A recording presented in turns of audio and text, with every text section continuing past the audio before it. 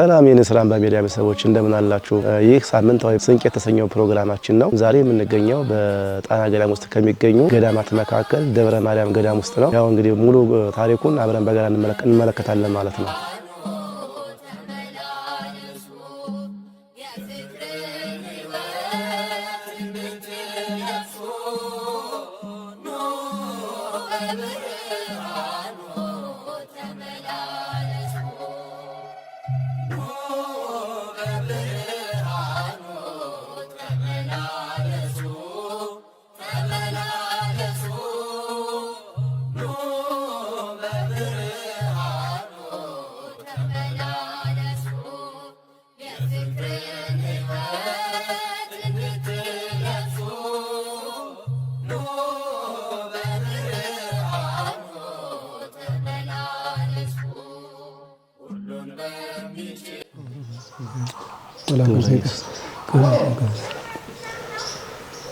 እሺ እንዴት አረፈዳችሁ? እቺ ዳግማዊት ኢየሩሳሌም ጣና ሐይቅ ደብረ ማርያም ትባላለች። የተመሰረተችው በ12ኛው ክፍለ ዘመን በአፄ ይኩኖ አምላክ ነው። መስራቹ አቡነ ታዲዮስ ይባላሉ። ሰሜን ሸዋ ሀገረ ቡልጋ ሀገራቸው። በጣና ውስጥ ሁሎችም መስራቾች ሰሜን ሸዋ ሀገረ ቡልጋ እየመጡ ለሚመሰርቷቸው ለደብረ ማርያም አቡነ ታዲዮስ ናቸው መስራቹ። ቤተክርስቲያኗን ሰርተው ከጨረሱ በኋላ ሲገለገሉባቸው የነበሩ የተለያዩ ቅርሶች አሉ። እያንዳንዳቸው ገላጭ ስም ስላላቸው እያነበብን እናያለን። በጣና ውስጥ ያሉት ቀደምቶች 7 ናቸው። 7ኛዋ ደብረ ማርያም ናት። ደብረ ማርያም የተመሰረተችው በ12ኛው ክፍለ ዘመን በአፄ ይኩኖ አምላክ ነው። ሌሎች በ13 14 ነው የተመሰረቱ። ያው ቤተክርስቲያኗን ሰርተው እንደጨረሱ ሲገለገሉባቸው የነበሩ የተለያዩ ቅርሶች አሉ። ከመጀመሪያው ጀምረን እናያለን። ይሄ የምታዩት የደንጋ ደወል ነው። የብረት ደወል ከመገኘቱ በፊት የደንጋ ደወል ነው ሲገለገሉበት። ልክ እንደ ብረት ነው የሚጮኸው ማለት ነው። ይሄ ደግሞ የብረት ደወል ከመጣ በኋላ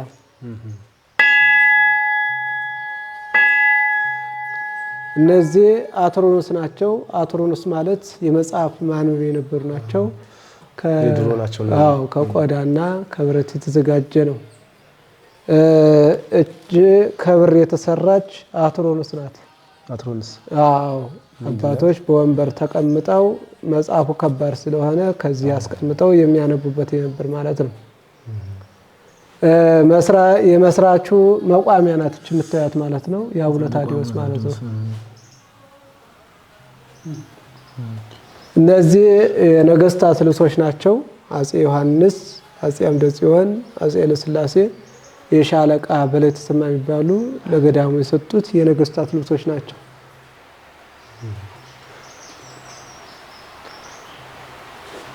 እነዚህ እያንዳንዳቸው ሁሉም የነገስታቶች ናቸው። የነገስታት ልብሶች ናቸው። መስራቹ እኚህ ናቸው። አቡነ ታዲዮስ ማለት አቡነ ታዲዮስ ማለት የአቡነ ተክለ ሃይማኖት የአጎት ልጅ ናቸው። በእድሜ አቡነ ታዲዮስ ይበልጣሉ። የቆብ አባታቸው ግን አቡነ ተክለ ሃይማኖት እንደነበር ገድሉ ያስረዳ ማለት ነው። ይህ የምታዩት ቤተክርስቲያኗን ሰርተው ከጨረሱ በኋላ ሲገለገሉባቸው የነበሩ እነዚህ የተለያዩ ብራና መጽሐፎች አሉ። ያው እያንዳንዳቸው ገላጭ ስም ስላላቸው እያነበባችሁ ታያላችሁ ማለት ነው።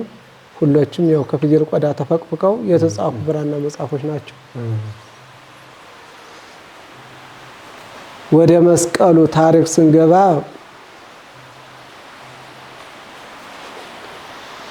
የብር መስቀል አለ፣ የነሐስ መስቀል አለ፣ የእንጨት መስቀል አለ፣ የወርቅ መስቀል አለ። ያው የተለያዩ ዲዛይን የያዙ ናቸው ማለት ነው።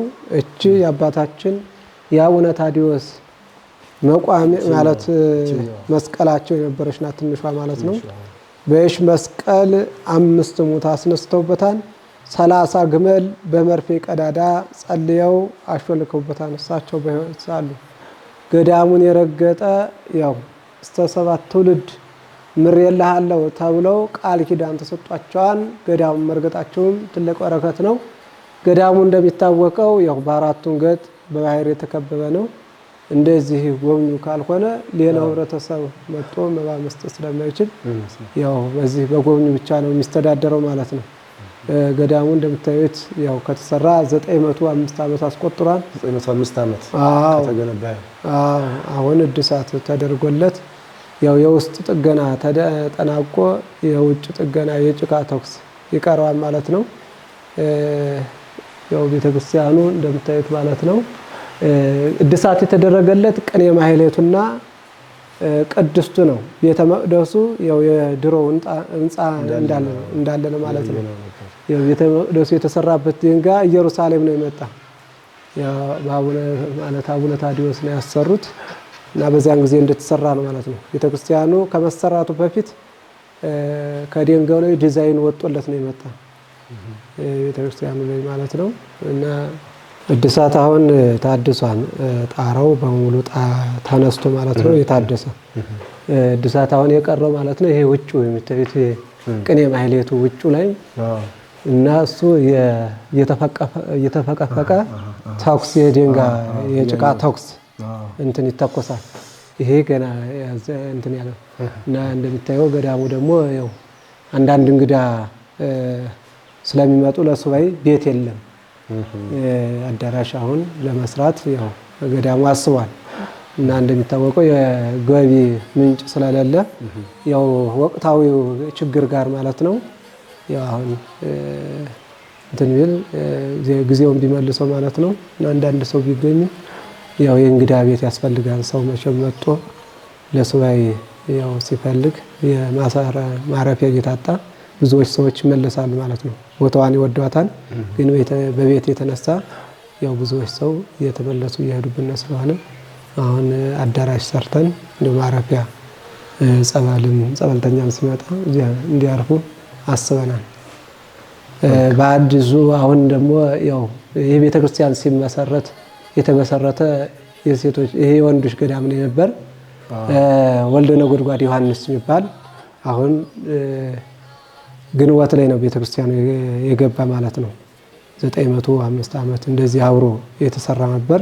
ከዛን ጊዜ ጀምሮ ያው ጽላቱ ከዚህ ደብረ ማርያም ነበር ተጠግቶ የሚኖረው ማለት ነው። እና እግዚአብሔር ያው የታሰበው ብዙ ጊዜ ነበር ያው ይጀመራን ይቀራን ግን አሁን እንደው በአንድ አባት አማካኝነት ያው ቤተክርስቲያኑን ማቃረቢያ ሰርተው አሁን ግንቦት ላይ ቤተክርስቲያኑ ገብቶ ማለት ነው። አሁን ሐምሌ ላይ ነው የገባ ቤተክርስቲያኑ። አሁን እሱ ሰፋ ያለ ቦታ አለው። አሁን ትልቁ ህንጻም አሁን ገና ሊጀመር ነው። አሁን ውሃ ስለሆነ እሱን ያው ግዳፍ ከቻላችሁ ይሄን የምትመለከቱ ሁሉ ግዳፍ እንድታረጉ አሳስባለሁ ማለት ነው። እነዚህ ከበሮች ላይ ታሪካላችሁ? ይሄ የምታዩት ሁለቶች ነጋሪት ይባላሉ። ነጋሪት ማለት የአዋጅ መንገሪያ የነበረ ነው።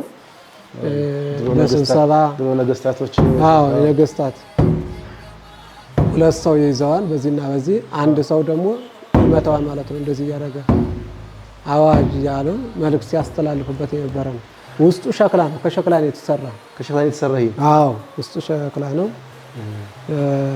በ1644 ነው የተሰራ ማለት ነው። በ1644 አዎ ዓመተ ምህረት። አዎ ይሄኛውም ያው እንትን ነው ሸክላ ነው። ሁለቱም ሸክላ ናቸው።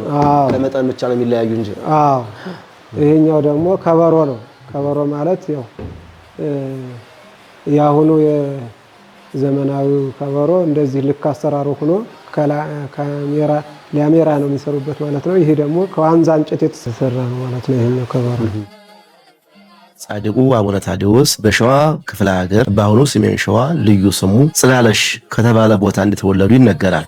በገዳም ውስጥ የሚገኙ የጽሑፍና የቁሳቁስ ቅርሶች ይገኛሉ። የጽሑፍ ቅርሶች የሚባሉት በብራና የተጻፉ ልዩ ልዩ መጻሕፍት ሲሆኑ በቤተ ክርስቲያን ታሪክ ወርቃማው ዘመን እየተባለ በሚጠራው በ13ኛውና በ14ኛው መቶ ክፍለ ዘመን እንደተጻፉ ይነገራል። ከእነዚህም መካከል መጽሐፈ ሳይሮስ ዘእስሙናይ፣ ገብረ ሕማማት፣ መጽሐፈ ድጓ ዘያሬድ ቅዱስ ኢትዮጵያዊ፣ ሃይማኖተ አበው፣ መጽሐፈ ድጓ ቅዱስ ያሬድ፣ ነገረ ማርያም፣ ማለተ ጽጌ፣ የዓመት ስንክሳር፣ የጻድቁ አቡነ ታዲዎስ ገድል፣ ታምረ ማርያም፣ ሌሎችም በርካታ መጻሕፍት ይገኙበታል። ከቁሳቁስ ቅርሶች ውስጥ ደግሞ የድባብ ጉልላት፣ የሸክላ ከበሮ፣ የሸክላ የተሰራ አውድ፣ የአቡነ ታዲዎስ የብረት ወንበር፣ በጻድቁ አቡነ ታዲዎስ ከኢየሩሳሌም የተላከ ዕፀ መስቀል፣ ጽዋ፣ የብረት አውድ፣ የበገና መደርደሪያ፣ የአቡነ ታዲዎስ ሙት ያስነሱበት የእጅ መስቀል፣ የአባ ኃይለ ሥላሴ መስቀል፣ ሌሎችም የቅርስ ሀብቶች በቤተ መዘክር ውስጥ ሆነው በመጎብኘት ላይ ይገኛሉ።